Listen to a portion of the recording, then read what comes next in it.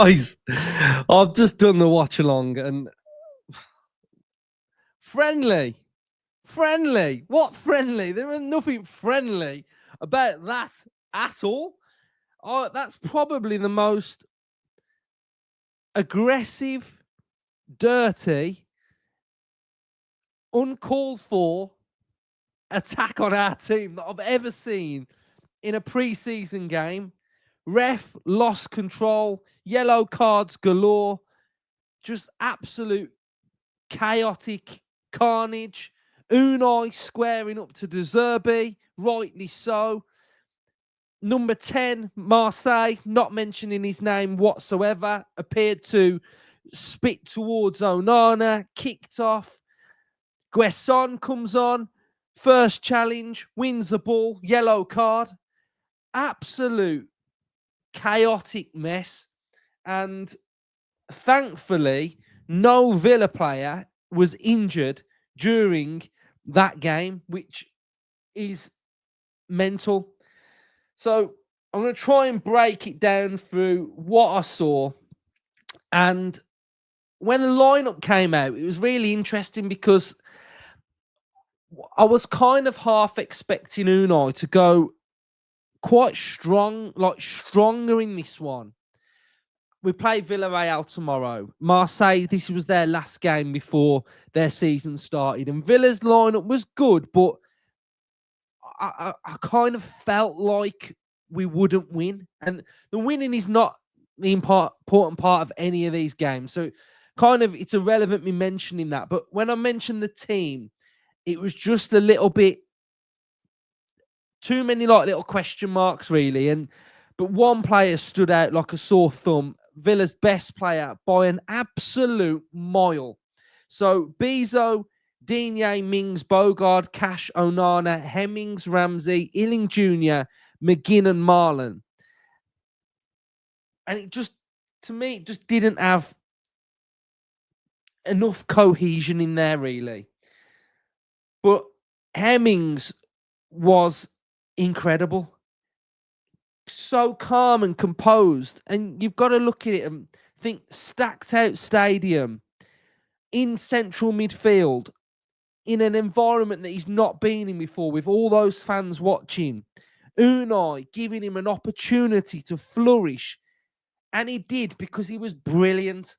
Now, anyone overreacting over that and not looking at that bigger picture of Hemmings' performance, that's what we should be talking about during this evening, of how brilliant Hemmings was for Aston Villa. A young kid pirouetting, swiveling, letting the ball roll across his body, keeping everything ticking over, winning those challenges. He lost the ball and he won it back, and he was pressing really well. Really, really top. And then we got Ramsey, Illing Jr., McGinn, and Marlon. And why I thought we were going to struggle at the start was because our double pivot was up against Højbjerg, Rabiot, and Gomez. Rowe was a winger that played really, really well. And I think the big thing tactically to just have a little mention of was the way in which we flipped the system. And we flipped the system with Onana screening Luka Dean. Now, normally we're on the opposite side, but against Marseille, we'd flipped it, which kind of allowed Hemmings to be in there on his own and be that player that's the creator, or be the one that sort of gets on the half turn, lets the ball come out his body and drive forward. So Hemmings was the star for me, and it was a very physical game. And I just want to mention Hemmings at the start because he deserves massive amounts of credit during this. There were bad parts to Villa, and the first half there was elements that were pretty good, pretty even. It was competitive the first half. The first half was far better from Aston Villa. And we made a mistake. Tyrone Mings allowed a long ball to come over his body, and it looked like he was trying to cushion it back to the keeper. He got nothing on it, and number 10 went around the goalkeeper and stuck it in the back of the net. But another observation, especially from the game in general, really, was Aston Villa's high line. The high line was back. It was back. It was high. Unai was ushering it to get higher and higher. So for me, that's a positive. We are narrowing the distance between our goal, and I think that's a lot better from Aston Villa. It was decent. It was good. It worked fine. And then we scored a really well-worked goal. Onana makes a crunching tackle. He plays in Ramsey. Ramsey then plays in McGinn, who dinks the keeper. It was brilliant from Onana, and it was really good from Ramsey to feed in McGinn, and it was a really good finish. Other notes that I made was Hemmings tracking, defending well. Again, Hemmings' work rate up against number 10.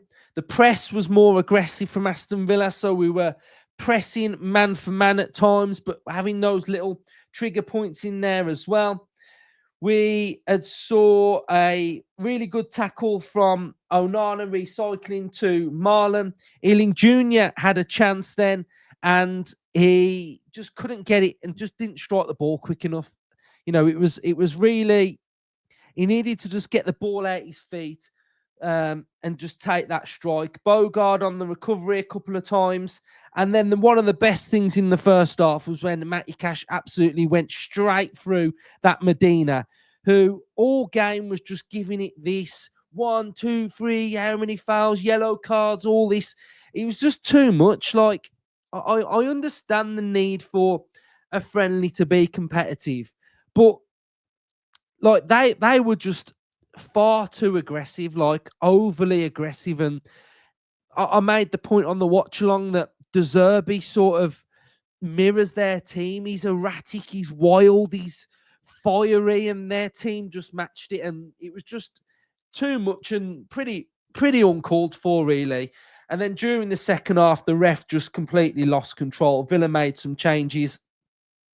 We'd got what was their goals that they scored?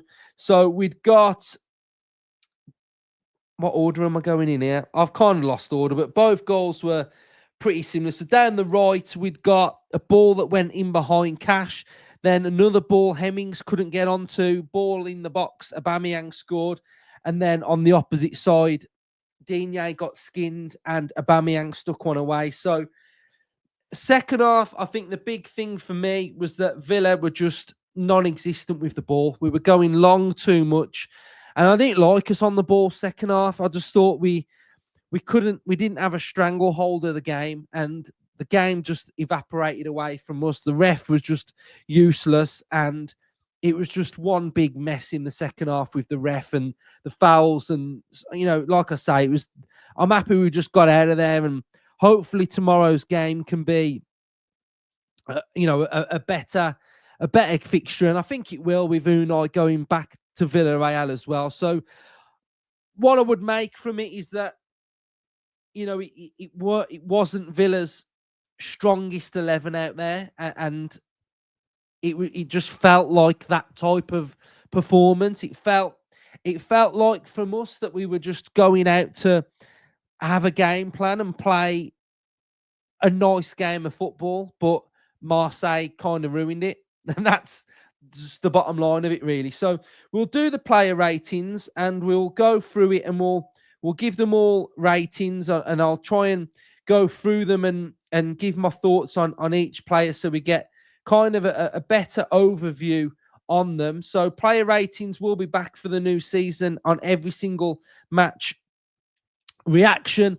We'll be going in depth on each player's individual stats as well, but obviously for pre-season games we don't have the individual stats like running and distances covered and average positions and duels and shots and successful dribbles and all of those sort of numbers. So we will just go with what we can for now.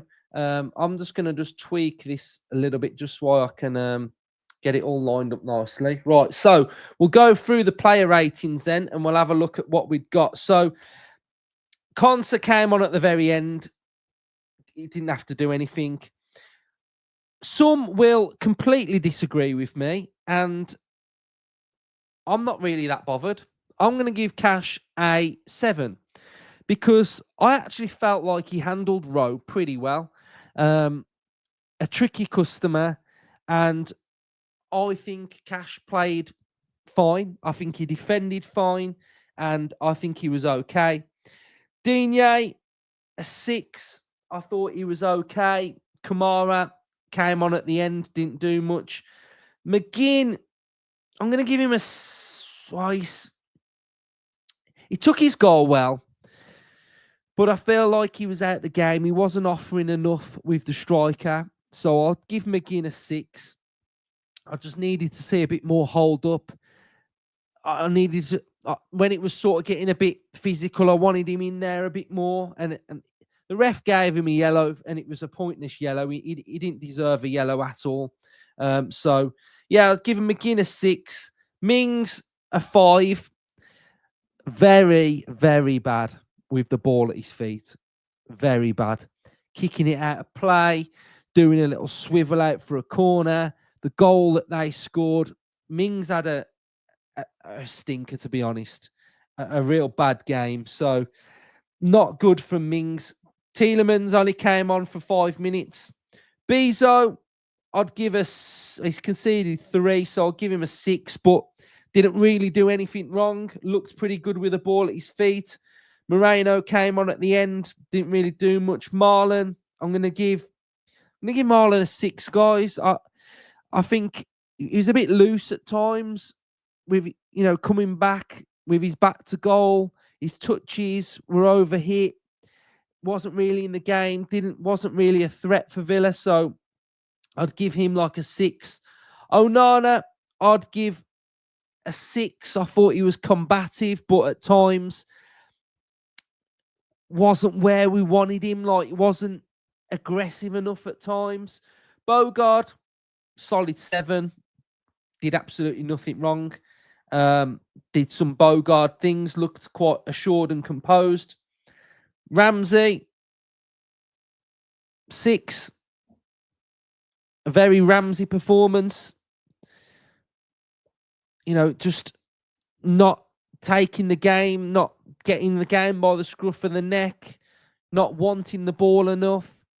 So not great from Ramsey either. He got the assist for McGinn, but we can't be overshadowed by the output of a goal or an assist. McGinn, I gave him a 6. I'll give Ramsey a 6. Need to see far more in a 90-minute performance. Far more. Like, just got to see more. Just got to see more. Hemmings, 10.